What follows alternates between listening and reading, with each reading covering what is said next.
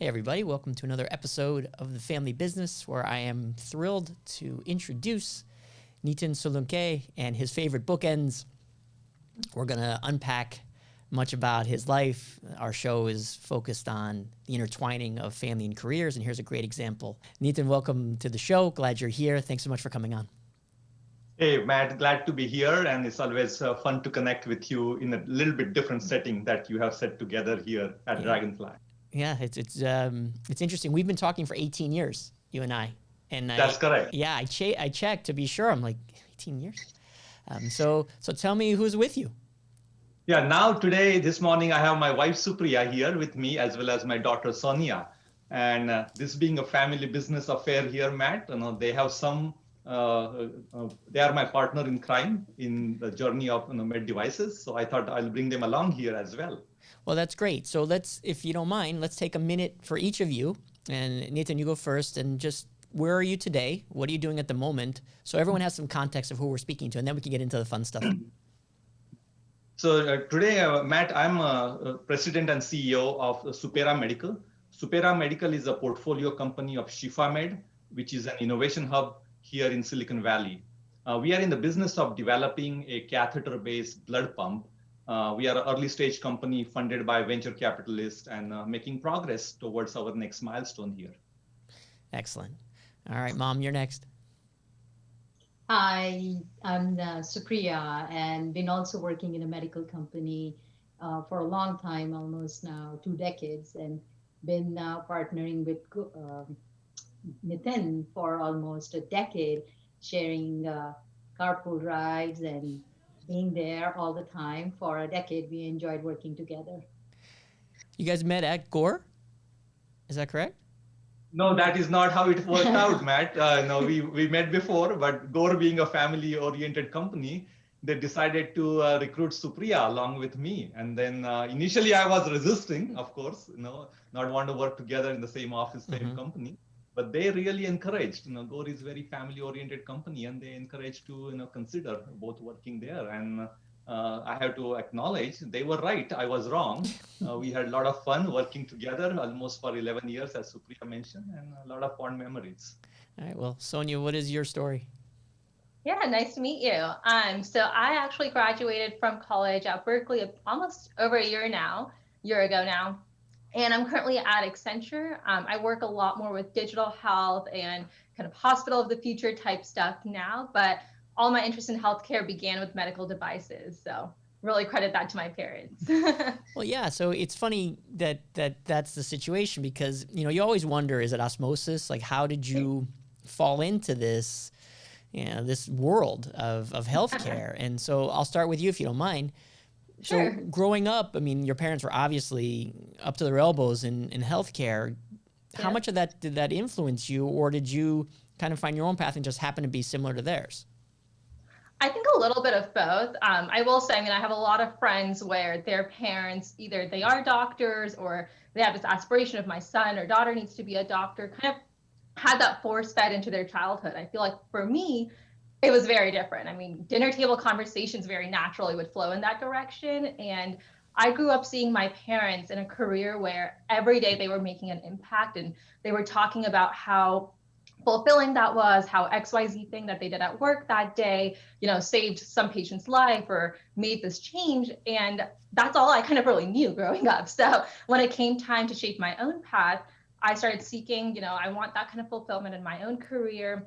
I want to be involved in healthcare, but always saw myself a little bit more extroverted, saw the kind of careers my parents had working with physicians, but not, being in the operating room, doing the procedures itself. And so that pushed me into it. So I think it was parts of both, where they gave me the resources I needed to explore the career, but didn't force me in that direction.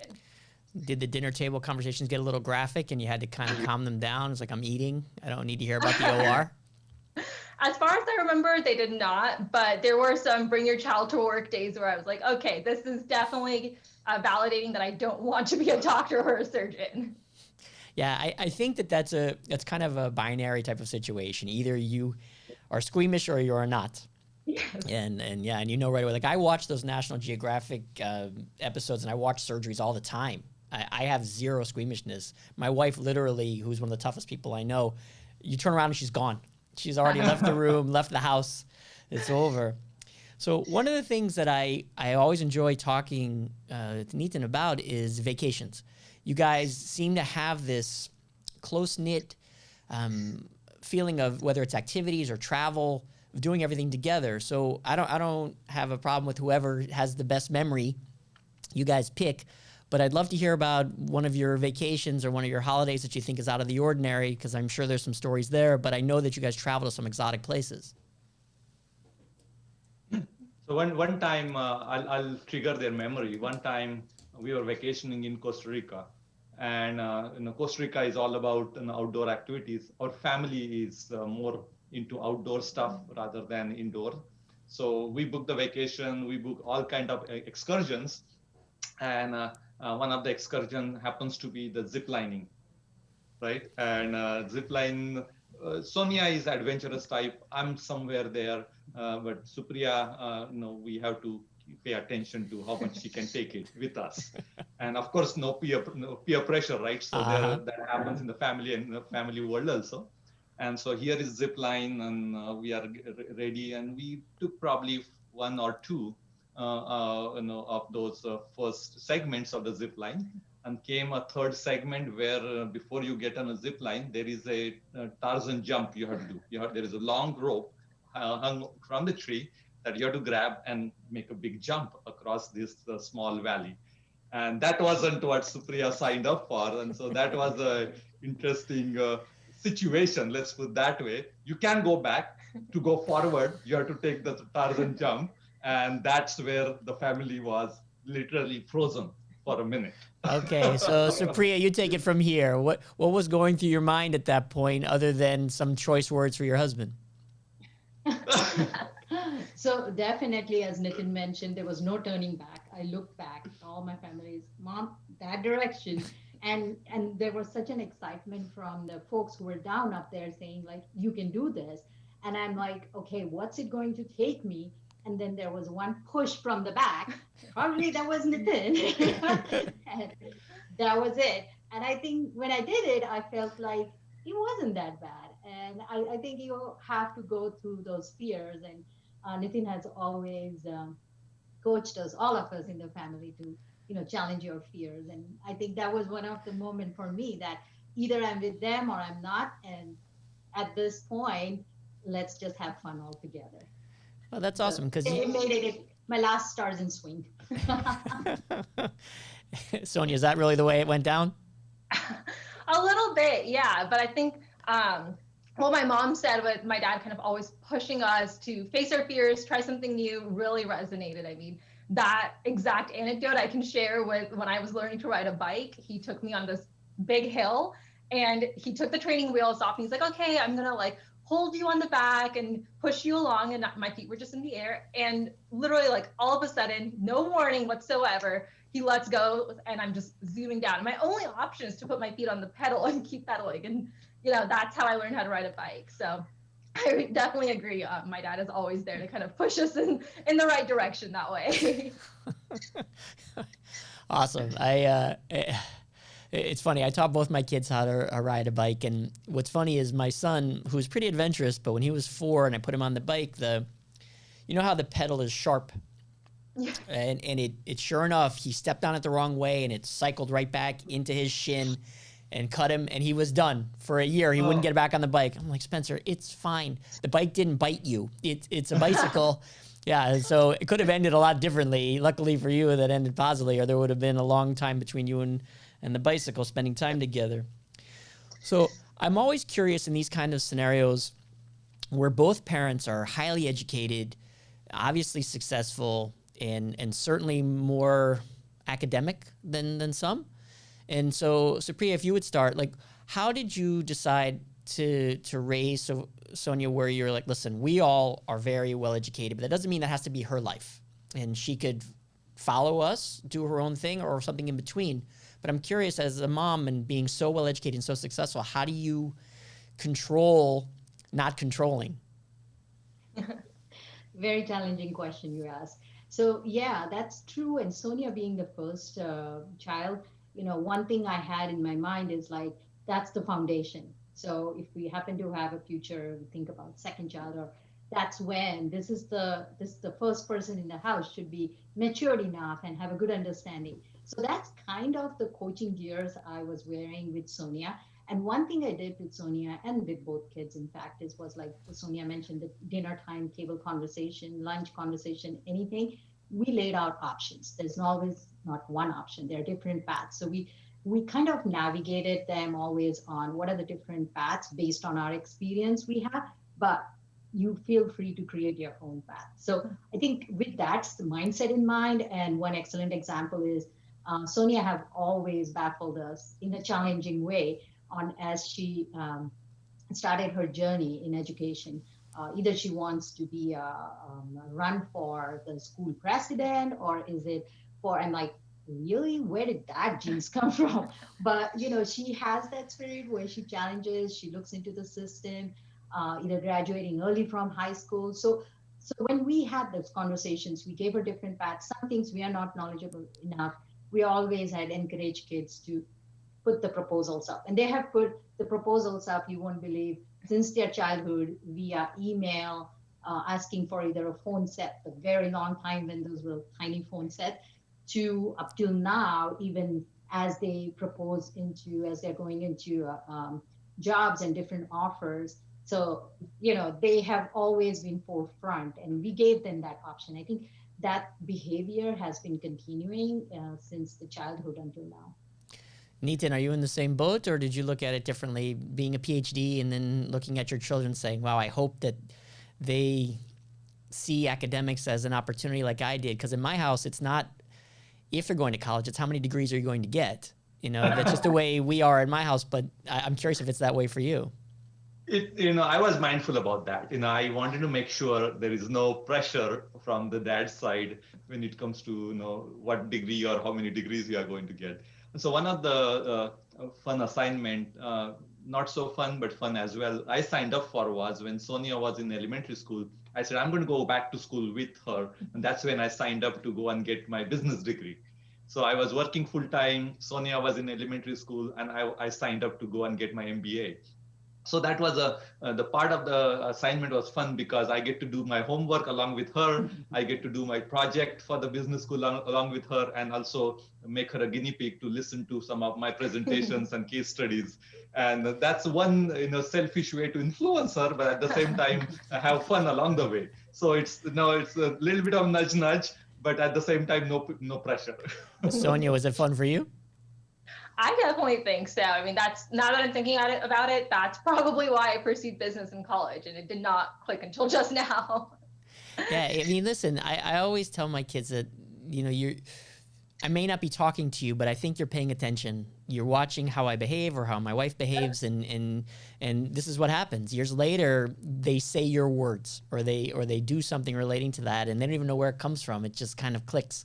It's interesting how that all works out. Now, if I remember right, and correct me if I'm wrong, but I think I remember this correctly, is that you're runners, and there's a fair amount of physical activity as a family. Is that correct?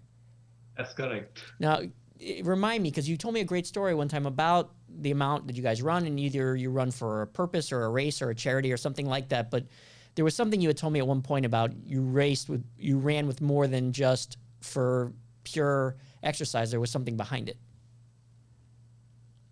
Yeah, so I've been running on and off, better part of my life, but things came and got busy, and I stopped running. And what happened was last year, as we all started working from home during this COVID-19 pandemic, Sonia came home from her college dorms, and she also started working from home. And of course, we've been somewhat active and outdoor.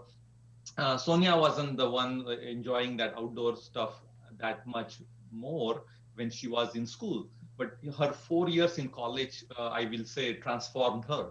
She became more athlete and outdoor person, not only doing the running and bicycling, but also weight training and whatnot. So she's one day, literally that first day of working from home, she said, Dad, let's go for a run. It's a lunchtime. We are working from home. we need to do some activity. And I said, I haven't run for a while, but let's what the heck, let's do it. If she's asking me, that's one way. We had our bond going on. We always ask each other and challenge each other.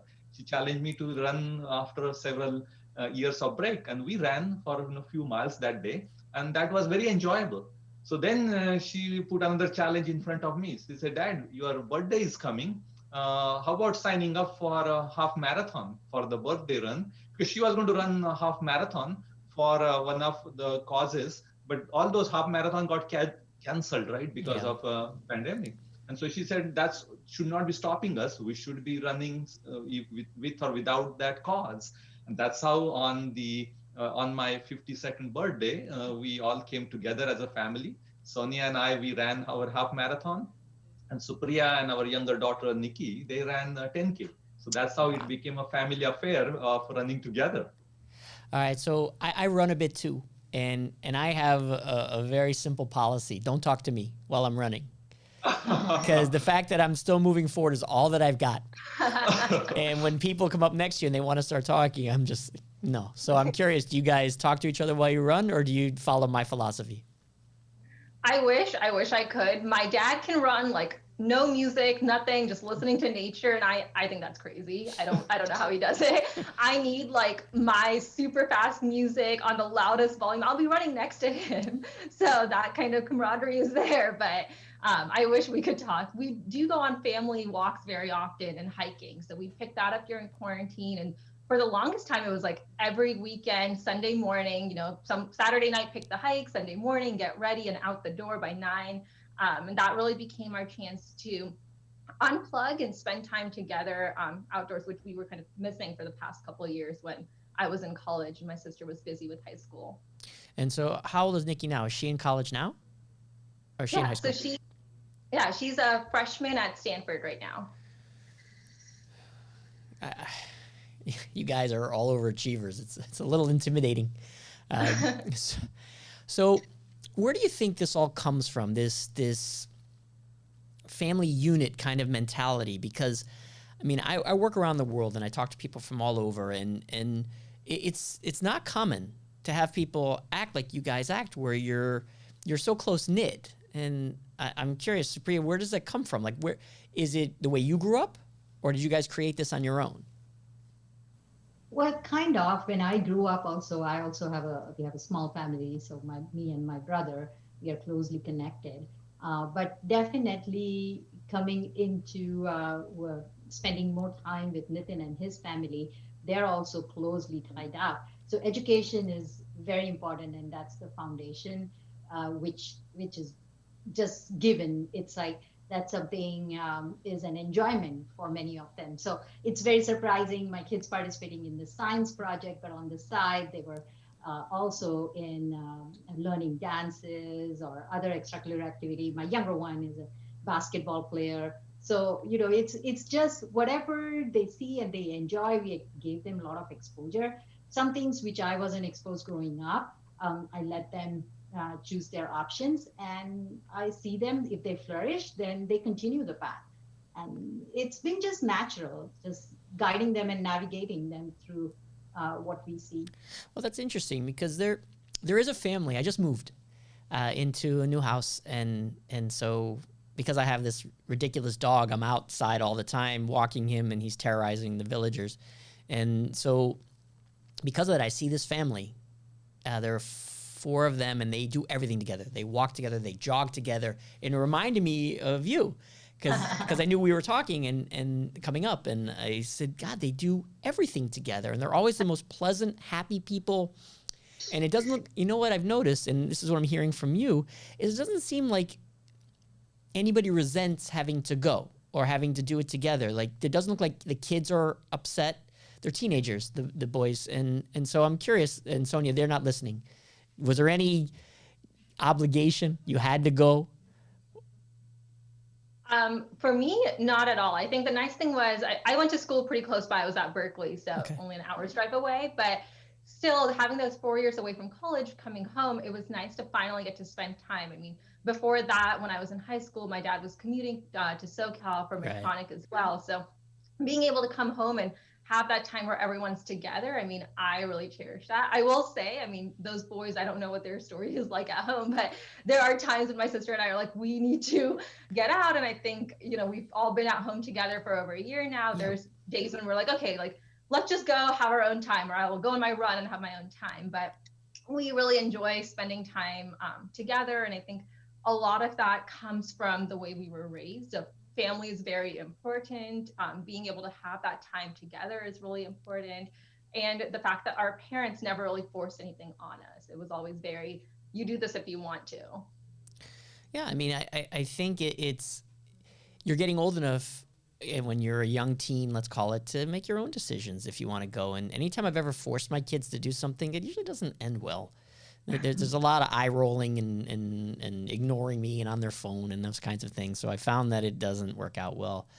Now, the careers that you both have had, and I guess on your career is now starting too, so I guess the three of you with your careers, the choices that you've made on jobs you've taken, jobs you've turned down, whether they're promotions internally or side steps to other types of roles, like how involved was your family in these choices? Because I get the feeling that you guys seem to make decisions together. Nitin, why don't you start? Yeah, no, of course, one of the philosophical foundation, at least I operate with, is, enjoy the journey, not the destination. Destination will come, but enjoy the journey. And that applies to, family activities or your career. And of course, in the journey, you need good partners, you need good company. You can, the journey will be miserable if you don't have a good company. And so whether it's making career decisions or family decisions, it's good to get the family involved and everyone's opinion heard, and have a collective decision. Sometimes the decision may not be unanimous, which is okay, but at least it's an informed decision. So that happened, almost every career change I made. And looking back, a lot of the work and activities that I get to do, as we always say, Matt, you need a support, you need a family support to do what we do at work. And having that involvement in these decisions along the way in the career journey gave me that support that I was, always relied on. And so that kind of behavior then, of course, had a reciprocal effect.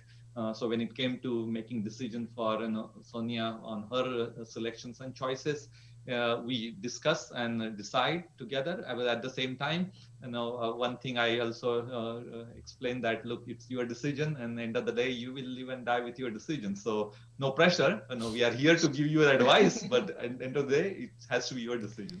Supriya, is that how it goes? Is that how career decisions are made in the house? Yeah, absolutely. As I said, the kids always look for our guidance and experience. So they do like to listen in, and they say, and nowadays the conversations are going in that they just want to listen and understand our opinion, and then they try to discuss over it and propose. So that's been very common. Now I think it's getting more productive and more of an intellectual stimulus to it than as they were younger kids, like look into our eyes and try to explain. Now no more. So Sonia, you mentioned something earlier that I'm always curious about, because I almost had this in my life, but it didn't happen, where my dad was going to commute every week back and forth. Actually, I'm from Cleveland, Ohio, and that's where he was going to go because I'm in Miami now. And it wound up not working out, but we were discussing it as teenagers. My dad's going to be gone.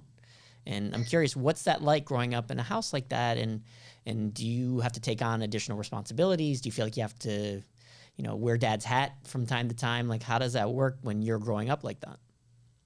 Yeah, no, I mean, I think when people hear it off the bat at first, they always kind of have that impression of, oh, like the house was empty or there were extra responsibilities. But I think my dad did a really good job of balancing both. So it never really felt like anything was missing. He would do, I think it was Monday to Thursday. And so weekends he was home, and weekdays we were all so busy. It's like, what's even happening? And so weekends became special time. I remember it was like Thursday night, he would come home, we'd eat dinner, and I'd say, okay, we're going for driving practice. I was trying to get my license at the time. So I knew I had like 3 days to cram in all the hours. And then kind of fun fact, a couple of years down the line, when I started college, my first internship actually was with him at Medtronic. And so really? For a whole summer, I commuted back and forth with him, and that became kind of our special little thing too.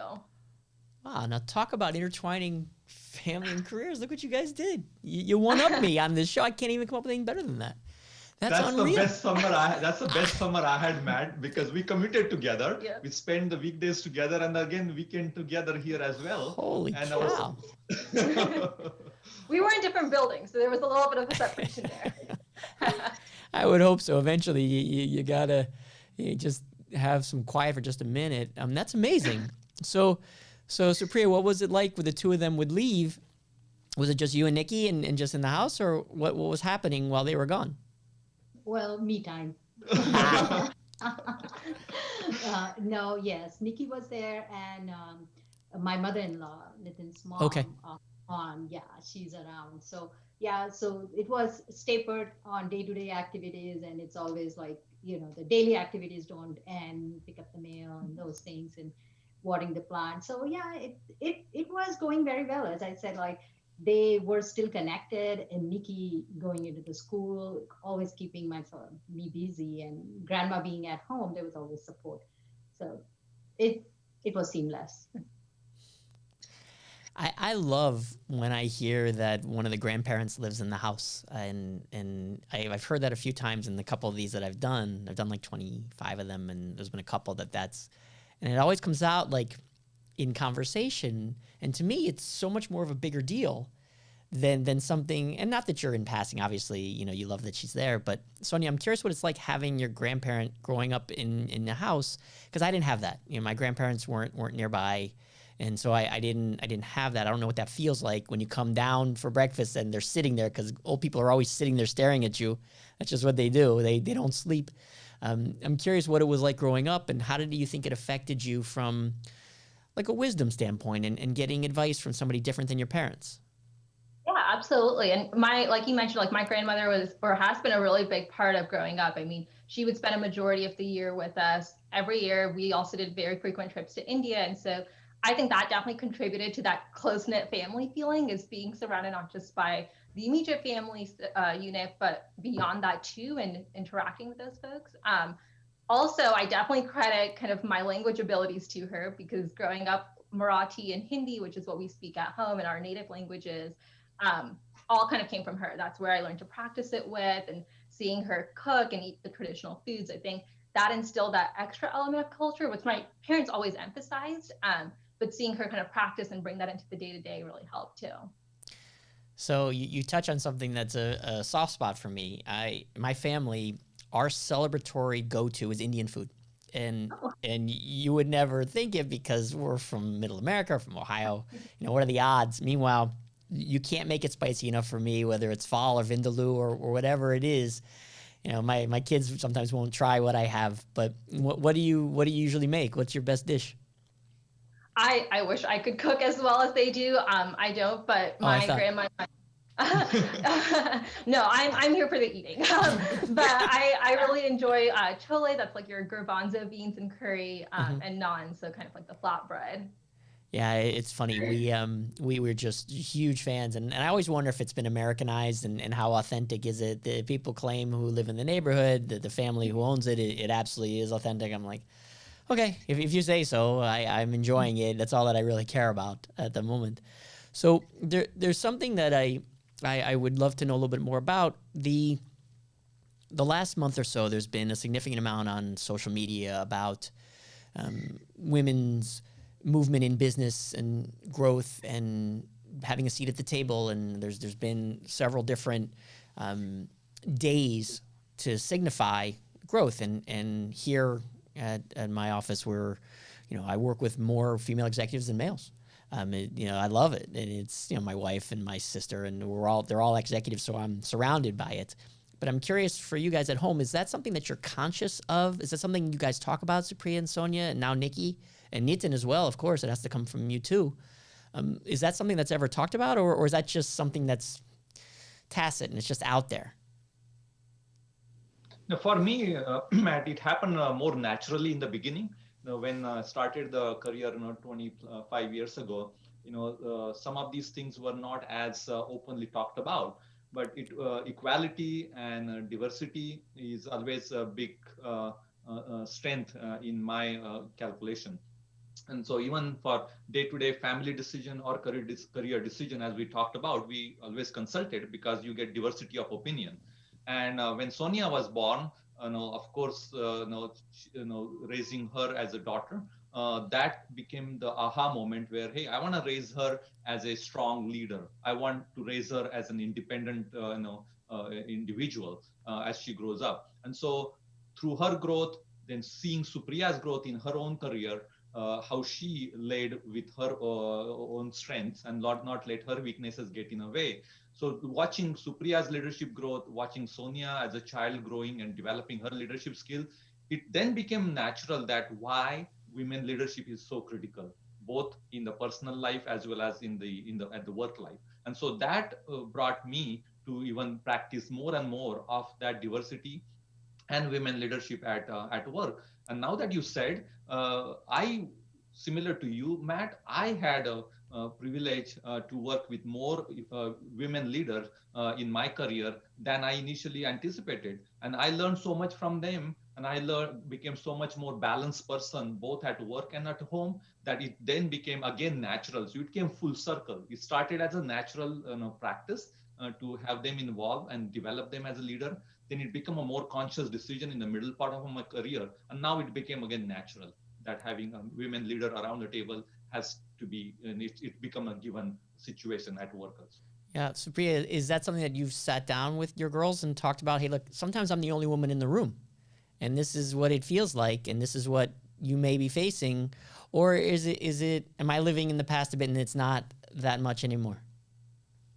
Well, growing up as I graduated as an engineer, I knew it from the day one that I will be surrounded by a lot more, and there will be the gender differences. So I knew that, and it's about what you think and what then others think. So my kids, as they were growing up, and Nitin was the minority in the house, as you see. Yep. So of course, he got a lot more pampering, having wife, mom around, and the adorable daughters. So he is a special person in the house. So it's in our case, I think everybody has that built-in instinct of leadership within each one of us. And so I never felt at home or at work, anywhere for that matter, socially, anywhere that you can't grow or you have limited choices.